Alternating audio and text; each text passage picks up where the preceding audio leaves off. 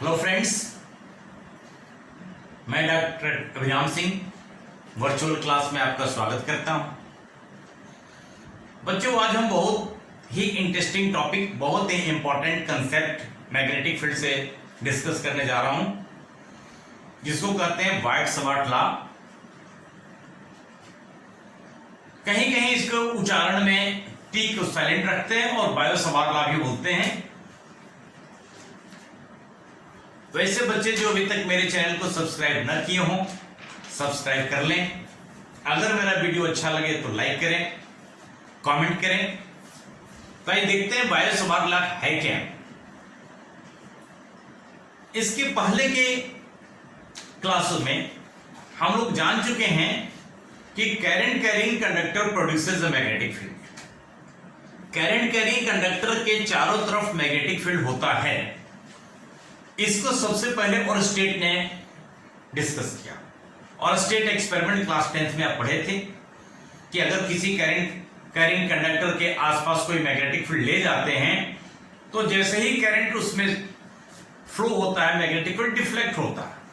तो यह प्रूफ करता था कि कैरिंग कंडक्टर के चारों तरफ मैग्नेटिक फील्ड पैदा होता है।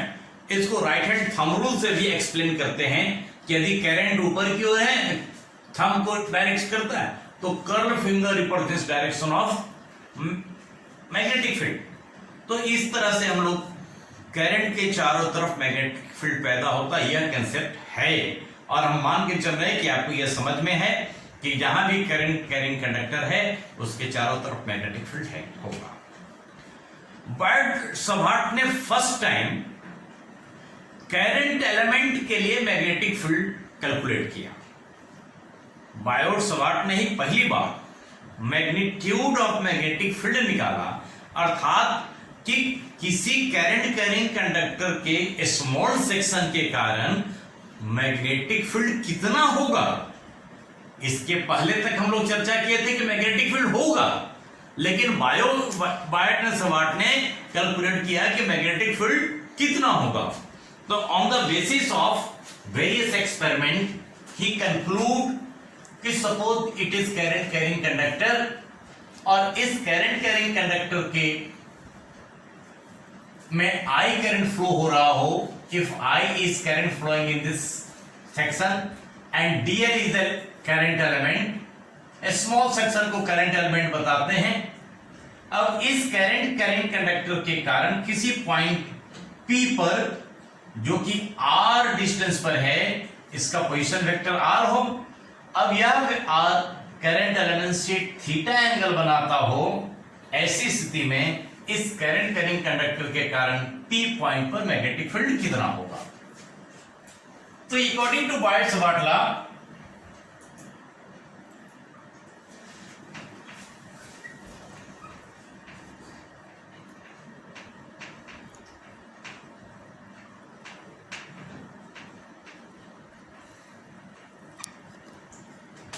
the magnetic field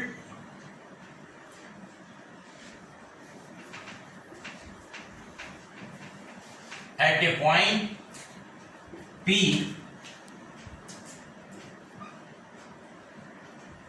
due to current element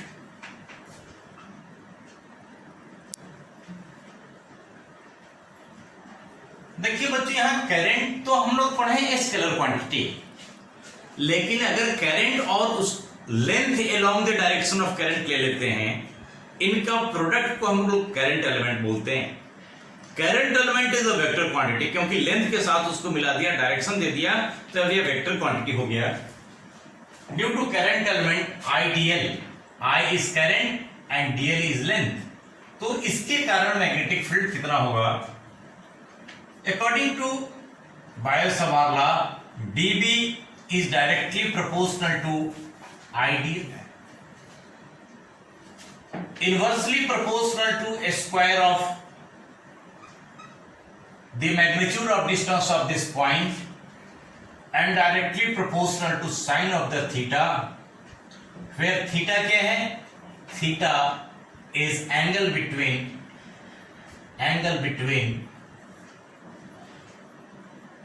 the position vector and current element.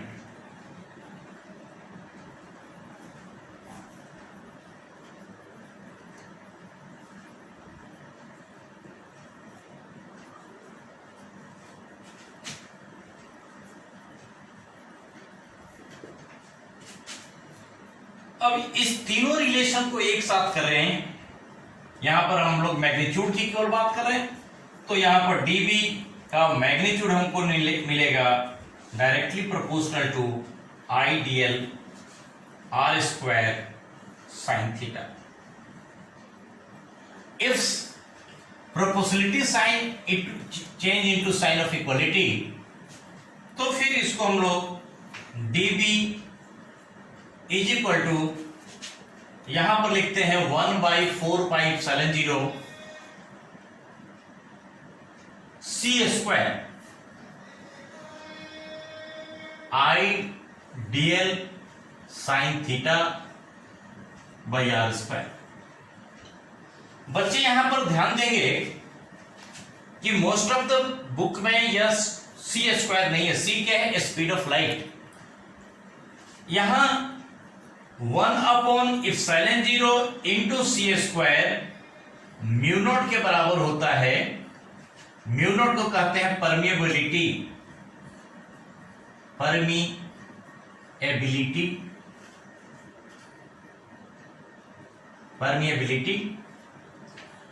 और ε0 क्या था? परमिटिविटी। हम लोग C स्क्वायर से इसलिए चर्चा यहां करना चाह रहा हूं कि इसके पहले तक हम लोग 4π कांस्टेंट इसको जानते हैं। ε0 परमिटिविटी के बारे में इलेक्ट्रोस्टैटिक्स में पढ़ चुके हैं। हम लोग डायरेक्ट नया कांस्टेंट नहीं देके C is speed of light. C क्या है? Speed of light. तो नोन से अननोन चलना चाह रहे हैं, नोन से अननोन की ओर बढ़ रहे हैं। तो एप्सिलॉन नॉट नोन है, C नोन है। अब इस नोन से यहां पर अननोन के बारे में बात किया, म्यू नॉट के बारे में बात किया, तो अब हम dB लिखते 1/4π और ε0 C स्क्वायर के जगह में mu naught IDL sine theta upon R square. It is magnitude of magnetic field. इसको हम लोग वेक्टर फॉर्म में भी लिख सकते हैं। इसका मतलब कि आइडियल है, साइन थीटा है। इसको वेक्टर फॉर्म में लिखने के लिए अगर ये वेक्टर फॉर्म में लिखते तो कैसे लिखते? वेक्टर फॉर्म में लिखते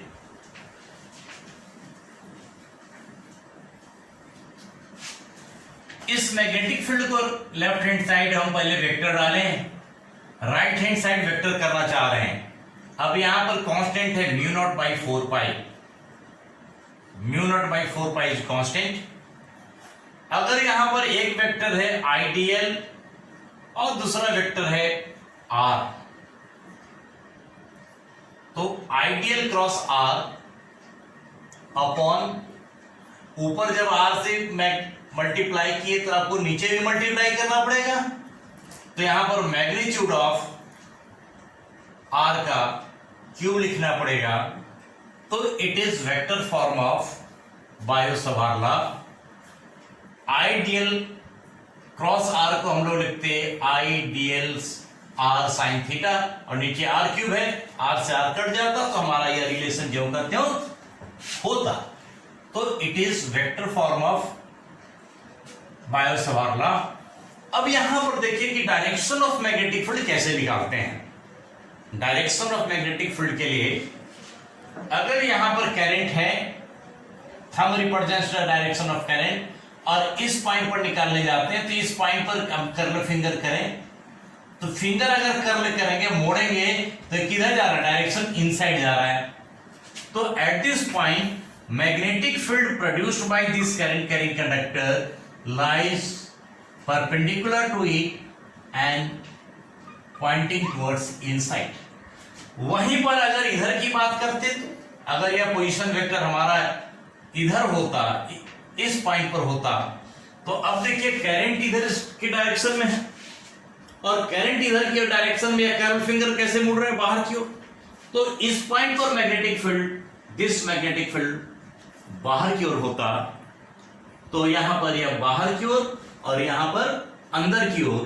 तो मैग्नेटिक फील्ड पोजीशन पर डिपेंड करेगा, केवल डायरेक्शन की हमेशा याद रखेंगे कि किस पॉइंट पर कैसे निकालेंगे। इसके साथ ही एक छोटा सा इसका एप्लीकेशन है। एप्लीकेशन है कि अगर कोई करंट कैरिंग कंडक्टर है, अब उस कंडक्टर को हम लोग मोड़ के सर्कल के रूप में चेंज कर दिया, सर्कल कर दिया। मैग्नेट एग्जाम्पल और application.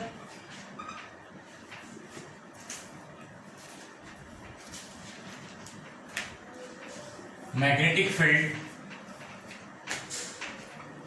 Due to current carrying circular loop, current carrying circular loop. Let us suppose it is circular loop of radius r. Through this current I is flowing like this, that is here clockwise direction. Clockwise भी हो सकता है, anti clockwise भी हो सकता है, depending our assumptions. जैसा हम एजम्पशन करें उस तरह हम मैग्नेटिक फील्ड निकाल। अगर यहां से सपोज करते कि आइडियल है, आई स्मॉल लेंथ के कारण इस पॉइंट पर कितना लेते, तो दिस पोजीशन वेक्टर यहां कितने एंगल बना रहा है? According to Biot Savart law, magnetic field at is given by mu 0 by 4 pi I dl sin theta upon r square. Here current element ideal makes an angle 90 degree with the position vector.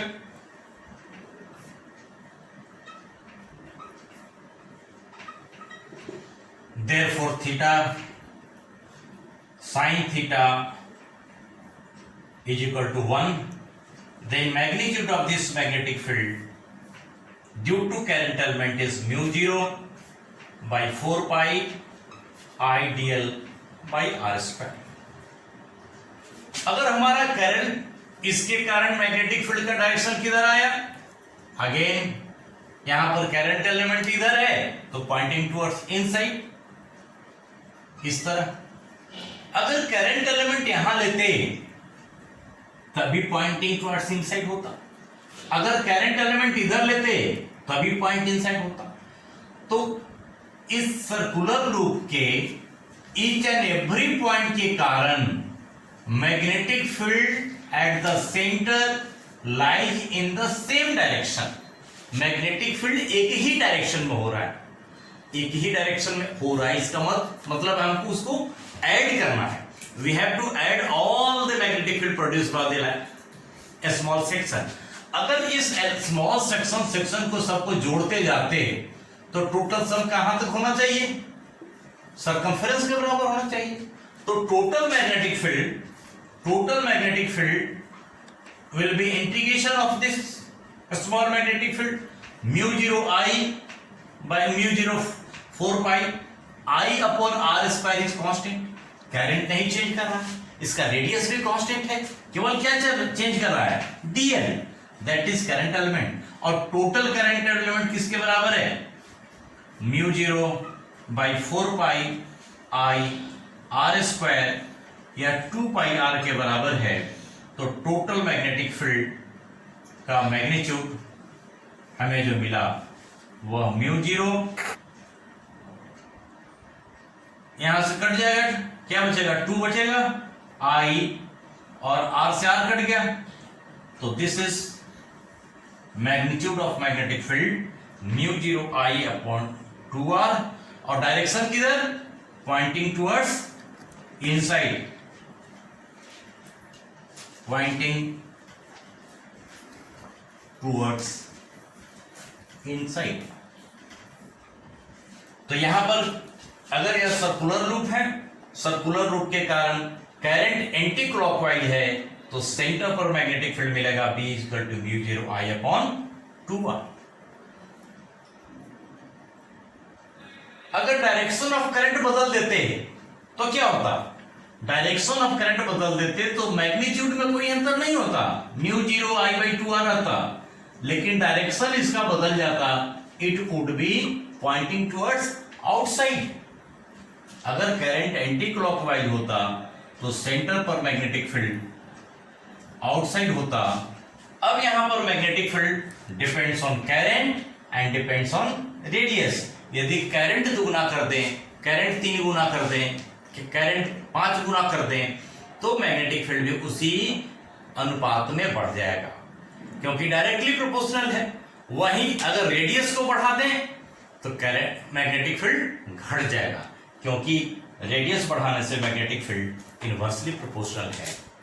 तो इस तरह बच्चों आज हम लोग इस video में bio-Savart law पढ़े कि बायो-सावर्त लॉ के कारण मैग्नेटिक फील्ड कितना होता है। इसके बाद इसका एक छोटा सा application, magnetic field circular loop के कारण उसके सेंटर पर कैसे निकालते हैं, इसकी चर्चा किए। अब अगले वीडियो में उस सेंटर से मैग्नेटिक फील्ड बाहर अगर ले जाते तो फिर कैसे निकालते, इसके लिए भी अगले वीडियो में आपको चर्चा करेंगे। आपका मेरा वीडियो कैसा लगा? उम्मीद है कि मेरे वीडियो को आप एंजॉय किए होंगे।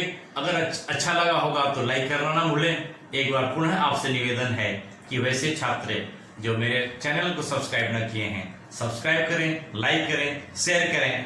थैंक यू, धन्यवाद।